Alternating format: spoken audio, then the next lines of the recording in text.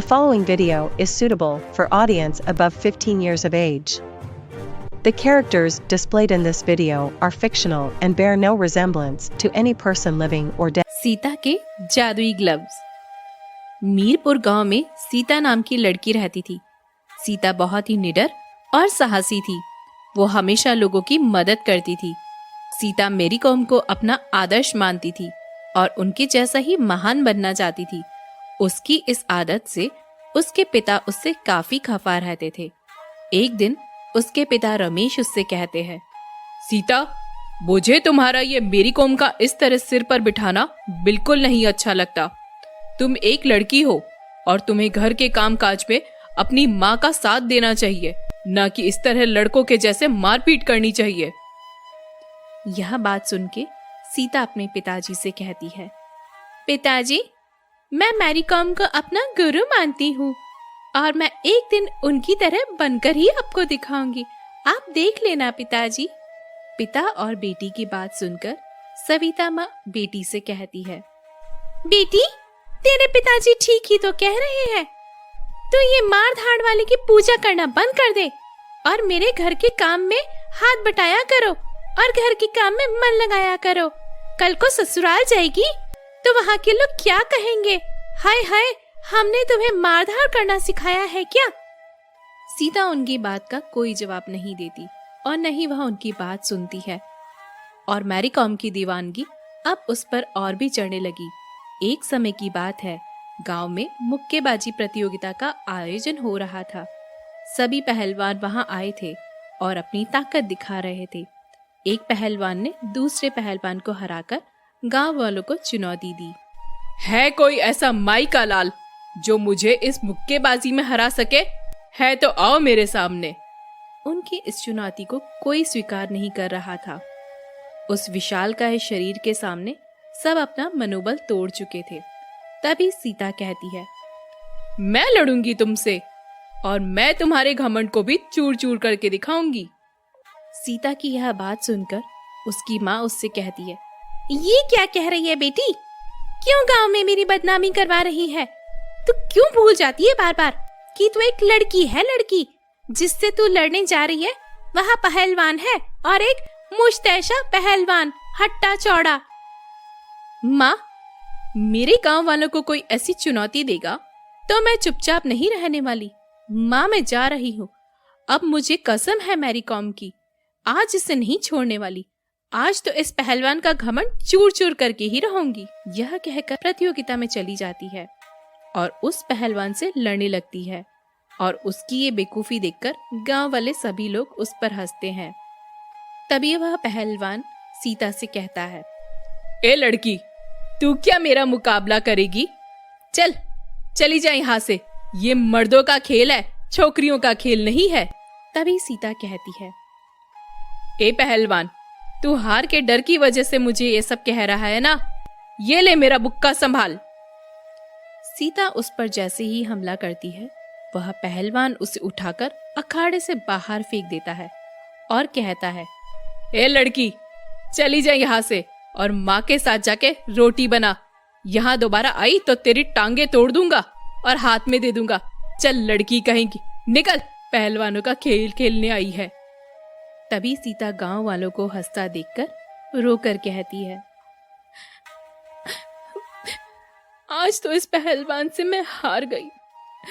अगर कल मैंने इसको नहीं हराया तो ये हम लड़कियों की हार होगी और फिर लड़कियों को कोई भी आगे नहीं बढ़ने देगा।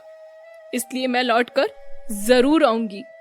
ये कहकर सीता रोकर घर आ जाती है और उसके पिता रमेश उसे बहुत डांटते हैं और कहते हैं, ए सीता, तूने मेरी इज्जत आज मिट्टी में मिला दी। एक लड़की होकर तू उस आदमी से लड़ने को तैयार हो गई। तेरा काम लड़ाई करना नहीं है। तू आज से बाहर नहीं जाएगी और अपनी माँ का घर के काम काज में हाथ बटाएगी।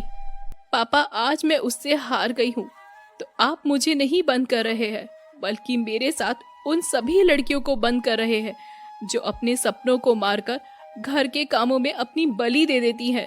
इसलिए पापा, मुझे मेरी कॉम की तरह बनना है और मैं वह बनकर ही दिखाऊंगी, चाहे कुछ भी हो जाए। इतना सुनते ही रमेश सीता को बहुत मारता है सीता कमरे में बैठकर बहुत रोती है और कहती है, मैं लड़की हूँ तो क्या हुआ, इसमें मेरा क्या दोष है। लड़की क्या किसी से कम है। जिस तरह आज गांव वाले मुझ पर और मेरे पापा पर हंस रहे थे, वही मुझ पर एक दिन गर्व करेंगे। देख लेना, मैं अपना और अपने पापा का नाम जरूर रोशन करूंगी।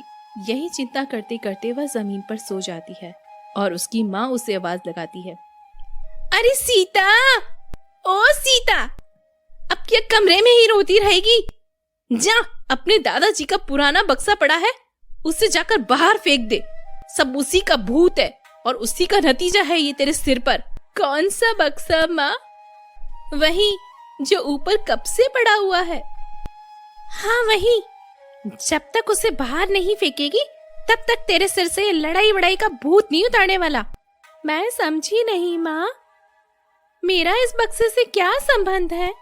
अरे इस बक्से से नहीं, ये बक्सा जिसका है उससे संबंध है। वो तेरे दादाजी हैं। तेरे दादाजी गांव के बहुत बड़े मुक्केबाज पहलवान थे और उनका सपना था कि इस घर में जिसका जन्म होगा उसे मुक्केबाज बनाएंगे। लेकिन एक प्रतियोगिता के दौरान उन्हें चोट लग गई जिससे उनकी मौत हो गई। तब से हम लोगों ने उनकी सारी चीजें इस बक्से में रख दी। तू जा और जाके इसे अभी नदी में फेंक दिया, तभी तेरा भूत उतरेगा मेरी कौम का। सीता वो बक्सा लेकर नदी के पास आ जाती है और जैसे ही उसे फेंकने की कोशिश करती है, वो बक्सा हाथ से खुल जाता है और उस बक्से में से उस समय के मुक्केबाज के ग्लव्स बाहर निकल आते हैं। अरे ये ग्लव्स तो मेरे दादाजी के हैं, मैं इन्हें नहीं फेंक सकती। मैं इन्हें अपने पास रख लेती हूँ और इन्हें ही मैं प्रैक्टिस के लिए यूज करूंगी। सीता बाकी का सामान नदी में डाल देती है और ग्लव्स पहनकर मैरी कॉम की तरह लड़ने लगती है और तभी वो अपना मुक्का एक पेड़ पे मारती है। मुक्का पड़ते ही वह पेड़ उखड़कर दूर गिरता है। यह देखकर सीता कहती है, अरे ये तो जादुई ग्लव्स हैं। इन्हें पहनकर तो मेरे अंदर बहुत ताकत आ गई है। अब मैं उस पहलवान को नहीं छोड़ने वाली। ये कहकर वो ग्लव्स अपने पास रख लेती है और रात में उन्हें पहनकर प्रैक्टिस करती है। लेकिन उसकी एक प्रहार से दीवार की दीवार धंस जाती है और पेड़ के पेड़ उखड़ जाते हैं।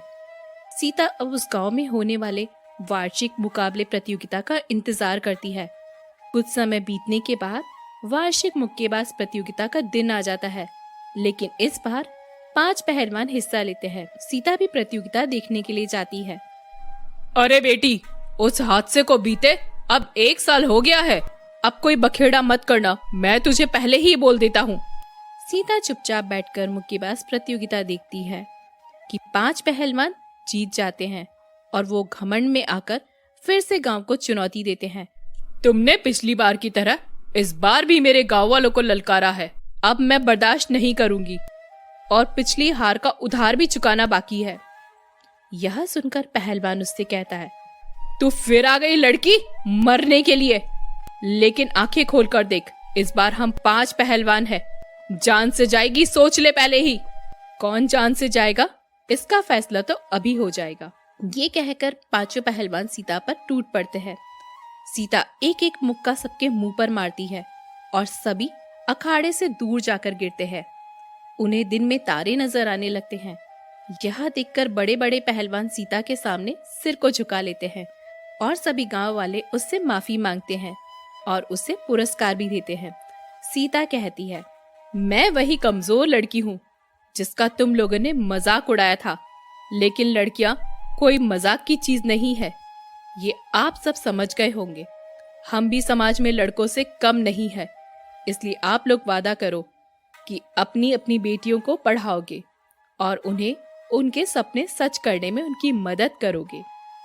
गांव के सभी लोग उससे वादा करते हैं और रमेश को पुरस्कार देते हैं। यह देखकर रमेश फूला नहीं समाता और अपनी बेटी पर गर्व करता है। तो दोस्तों, आपको हमारी ये कहानी कैसी लगी हमें कमेंट बॉक्स में जरूर बताइएगा और हाँ, हमारे चैनल को सब्सक्राइब करना ना भूलें। तब तक के लिए स्वस्थ रहिए, मुस्कुराते रहिए।